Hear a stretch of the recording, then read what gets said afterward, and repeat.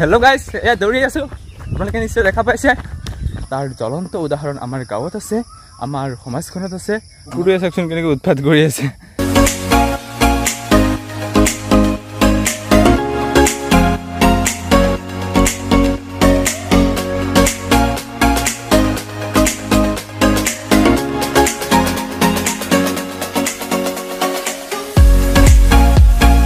Hello guys, good morning, welcome back to my YouTube channel AH Vlogs and Travels।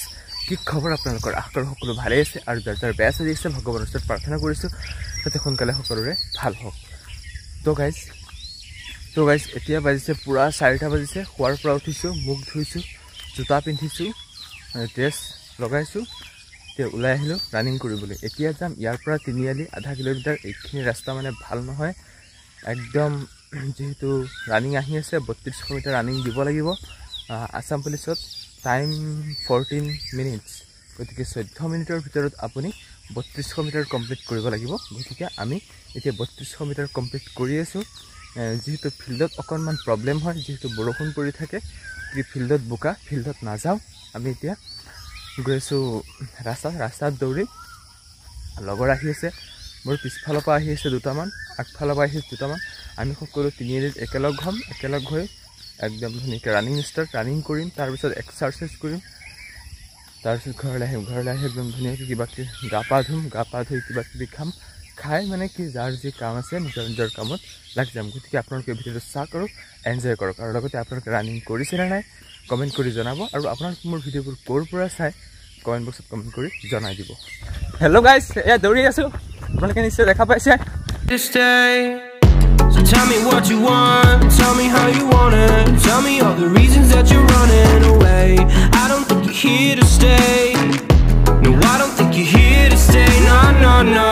I just wanna be with you, I just wanna be with you, yeah. I just wanna be with you, yeah, I just wanna be with you. I just wanna be with you, I just wanna be with you, yeah. I just wanna be with you, yeah, I just wanna be with you. I just wanna dance all night, forget my problems, I might go insane.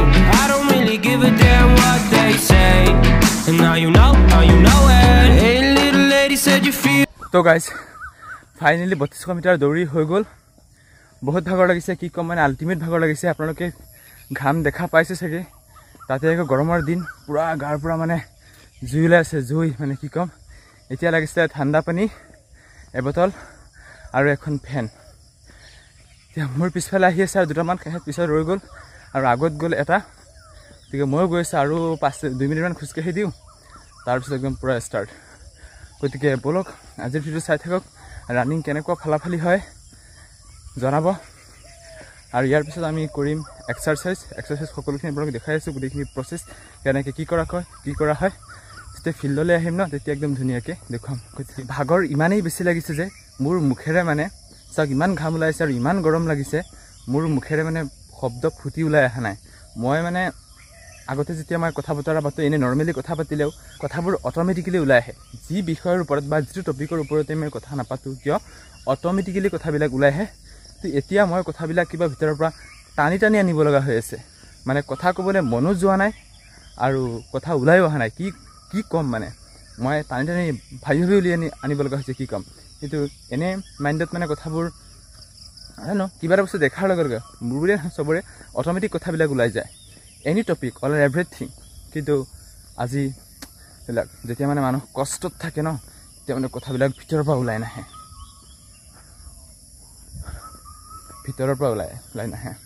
এতিয়া আপোনালোকে হয়তো ভাবিছে যে ইমান কষ্ট কৰি আছোঁ, ধৰক ময়ো কৰি আছোঁ, আপোনালোকেও কষ্ট কৰি আছে, ছাকচেছ হ'ম নে নহ'ম। চাওক, কৰ্ম কৰি যাওক, কেতিয়াও ফলৰ আশা নকৰিব। এইটো কৈছিল APJ আব্দুল কালামে। APJ আব্দুল কালামে কৈছিল কৰ্ম কৰি যোৱা কিন্তু ফলৰ আশা নকৰিবা। যিহেতু কষ্ট কৰি তুমি ফলটোৰ কেতিয়াও আশা নকৰিবা। তুমি কামটোত 100% দিয়া, তোমাৰ ফালৰ পৰা সতত থাকা, সত্যত থাকা তুমি 100% দিয়া। এদিন নহয় এদিন ছাকচেছ হ'বাই।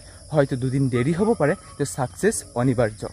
ছাকচেছ নেভাৰ এণ্ড, হ'বাই ছাকচেছ।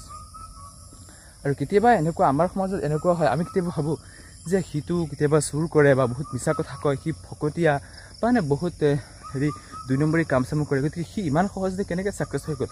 চাওক, সেইটো হৈছে খন্তেকীয়া ছাকচেছ। সি 2 নম্বৰী কৰি বা কিবা কিবি কৰি 2 টকা হয়তো ঘটি দিব পাৰে, একো ডাঙৰ কথা নহয়।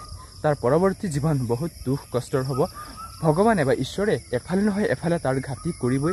তাৰ জ্বলন্ত উদাহৰণ আমাৰ গাঁৱত আছে, আমাৰ সমাজখনত আছে, আমাৰ ঘৰৰ ওচৰত আছে, আমাৰ অসমত আছে, মানে কি ক'ম। গতিকে কেতিয়াও আপোনালোকে পৰাপক্ষত 2 নম্বৰী কাৰ্যবিলাক নকৰিব। সতত থাকক, কষ্ট কৰক, এদিন নহয় এদিন ছাকচেছ হ'বই। এতিয়া অকণমান দৌৰি দিছোঁ।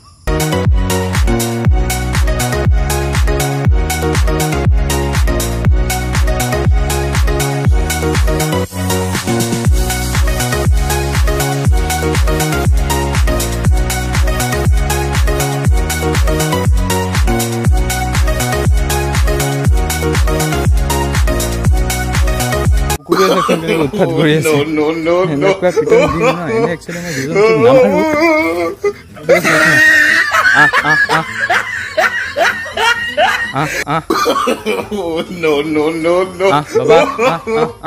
বাবা কাম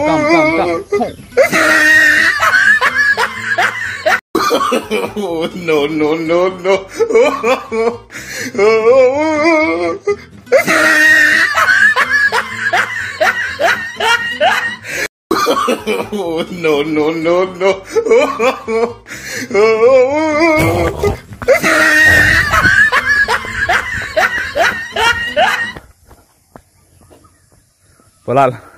ফাইনেলি ৰানিং কৰি হৈ গ'ল। এতিয়া এক্সাৰচাইজ কৰিম। এতিয়া কি এক্সাৰচাইজ কৰোঁ আপোনালোকক ধুনীয়াকৈ দেখুৱাইছোঁ। যদিহে আপোনালোকে ৰানিং কৰাৰ পিছত এক্সাৰচাইজ নকৰে, তেতিয়াহ'লে পিছদিনা খোৱাৰ পৰা কেতিয়াও উঠিব নোৱাৰে। ভৰি বিষ, পেটৰ বিষ, হাত বিষ, অল গোটেই বডিটো বিষ হৈ থাকিব। গতিকে আপোনাৰ ষ্টেমিনাৰটো বঢ়াবলৈ বা বডিটো পূৰা ফিটকৈ ৰাখিবলৈ, পিছদিনাতে বিষ চিষ নহওক, আপুনি সম্পূৰ্ণ এক্সাৰচাইজ 1 ছেট হ'লেও কৰিব লাগিব। 2 ছেট নোৱাৰিলেও 1 ছেটকৈ হ'লেও কৰিব লাগিব। গতিকে বলক এতিয়া আমি এক্সাৰচাইজ কৰোঁ ধামাকা মানে। এতিয়া পুচাপ মাৰি আছোঁ, চাই থাকক।